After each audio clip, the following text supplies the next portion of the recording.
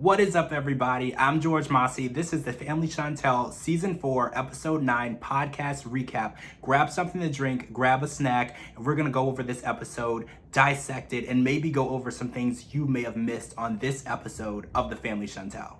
Chantel has run out of options and feels all of her efforts to repair her marriage have gone to failure. And her last resort is to get on a plane, fly to the Dominican Republic, and try to begin to mend and repair her relationship with Lydia, Pedro's mother, because she feels that Pedro has really put forth a big effort in repairing his relationship with her family. As you can see, River and Pedro are getting along, able to do things together. So we do see that there is a big change and shift in the relationship between Pedro and Chantel's family. So there may be something here. Chantel feels that it's time for her to bury the hatchet and start getting along and being a part of both sides of the family. So Chantel has packed her bags. She's headed to the Dominican Republic, but not before telling a few white lies. She tells Miss Kieran that she is on her way to Arizona for a marriage couples retreat with Pedro, but then she also tells Pedro she's on her way to Michigan for a nursing convention with Winter. So this doesn't seem like a very foolproof plan,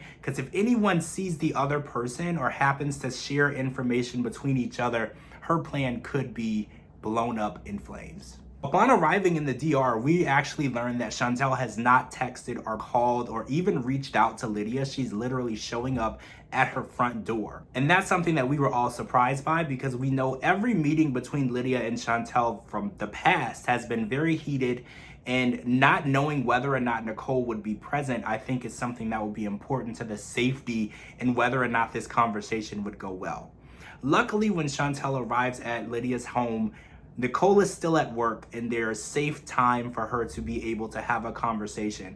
Since Chantel wasn't sure what would happen and how this would go, she did have a car waiting for her downstairs just in case she needed to retreat the area quickly. To Lydia's surprise, Chantel unloads all of her emotions and story of how the relationship and marriage is going to her, and Lydia feels that it doesn't really have anything to do with what happened in the DR. She feels that the situation between Chantel and Pedro can't possibly be about his last trip to the DR, and it has to be something more serious and something that happened in Atlanta. Lydia feels that if Chantel was to give Pedro a son, that might actually change their relationship and strengthen it and get them into a new, more positive place in their relationship.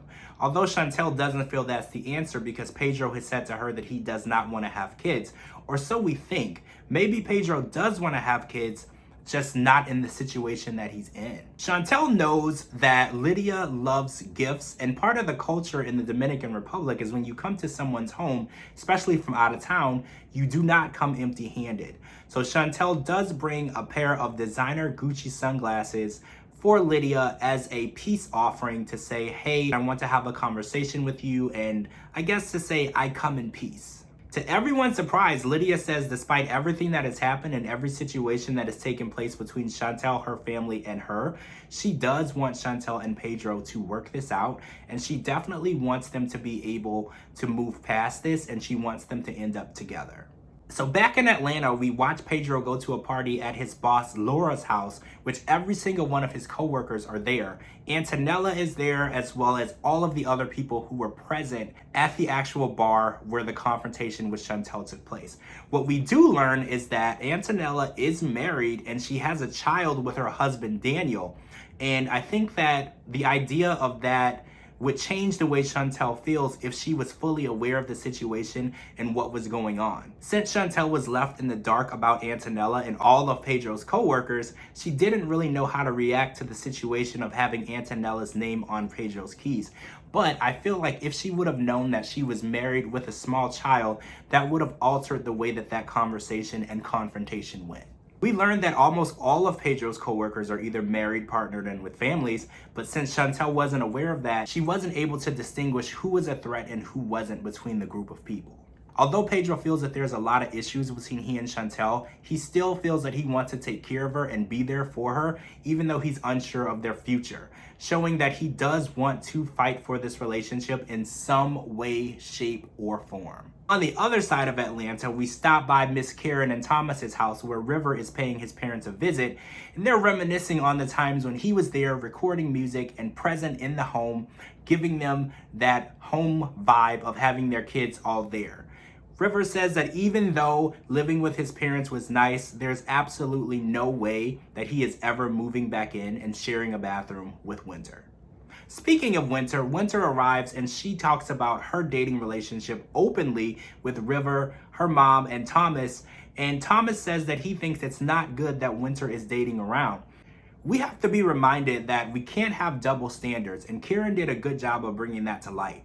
If a man was able to date around and be an eligible bachelor, there's TV shows made about that. But if a woman is dating around and has a roster of men that she can choose from to choose her future, people look down on that. And we have to make sure that we are not buying into these double standards. Winter has been in a relationship for 7 years, and she was taken away the opportunity to date around and do the fun things that it entails to be a bachelorette. Now that she is back in the dating game, I am actually very happy for her, and I hope she's able to date around and find the right guy. The last thing she wants to do is get into another long-term relationship with the wrong guy. During that visit, the family talks about how important it is that Chantel and Pedro are at this marriage retreat and working on their marriage. Unfortunately, they are unaware that that is not actually what's going on. Hopefully that this trip in the Dominican Republic can work as some sort of therapy for Chantel and Pedro, but based on what we see when Pedro does arrive in the Dominican Republic, that is not what happens. After the surprise meeting with Chantel, Lydia places a FaceTime call to Pedro to let him know that his wife is there in the Dominican Republic with her and is sharing their problems with him. And she definitely wanted to get her son's side because we all know there's two sides to every story. And before anyone takes any sides in any situation, they need to be fully aware of both situations and both sides of the story. Lydia wanted to know exactly what's going on and get a better picture before she decides who's right and who's wrong. She definitely takes this opportunity to show off her new Gucci shades to Pedro, which actually irritates him because Pedro says, I feel that she knew that my mom tends to gold dig and tends to like gifts, so buying her a present is bribing her to get her to believe what you say and take your side, which makes Pedro even more upset. Pedro feels betrayed and actually feels that Chantel went to the Dominican Republic to try and paint herself as the victim. Feeling that way, Pedro feels the only thing that he can do is get on the next flight out to the Dominican Republic and get to the bottom of what's going on with Chantel and his mother. Alejandro is having a really hard time being in NYC and away from Nicole in the DR while she's going through an extremely emotional time. He feels like she's depressed and she's shutting him out, and she's definitely not handling her emotions well. So at a trip to the barbershop, he reveals to his barber that Nicole was once pregnant and lost the baby, and he wants to begin a family with her immediately. So his barber gives him questionable advice. His barber says you should make sure to be where your woman is and get her pregnant again and start your family. And I feel like the only issue with this plan is Nicole is not a part of it. Nicole needs to be aware of what's going on, and she needs to want him to be there and want to start a family at this given moment. And I think in her emotional state, Nicole is definitely going through a lot, and getting pregnant and having a baby is definitely not where she is mentally or emotionally. Speaking of Nicole, when she finds out that Chantel is in the Dominican Republic and paid a visit to her mother Lydia while she was not home, she is literally shocked, confused, and appalled, but also sees this as an amazing opportunity for her to get Chantel out of Pedro's life for good. Not only does she want to make sure that this ends in divorce, she wants him to find a woman in the Dominican Republic, maybe even Caraima. So we are waiting to see exactly how this meeting goes next week, because Nicole is definitely going to take advantage of this situation and make sure that Pedro is aware of his options. Contrary to what Chantel wanted to happen, Pedro's arrival in the DR to meet her at the hotel that they typically always stay at built a lot of tension. And next week, we're going to see that tension as it hits the fan. That's it for this episode of The Family Chantel Season 4, Episode 9 Podcast Recap. I'm George Make sure you're live tweeting with me every Monday night for The Family Chantel. Thank you so much for joining me, and I'll talk to you all really soon.